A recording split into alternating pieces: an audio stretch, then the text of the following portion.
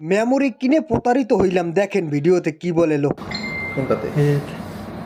আপনারা যেটা দিচ্ছেন এটা ঢুকেছ পর আমার ক্যামেরা ওকে বুঝছেন? নতুনটা যেটা হ্যাঁ, দিছি হ্যাঁ।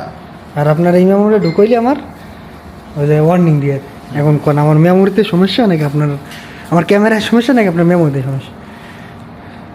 আপনি ভিডিও করতেছে ভিডিও করি, হ্যাঁ। এইগুলো কি ছাড়বেন আবার আপনি?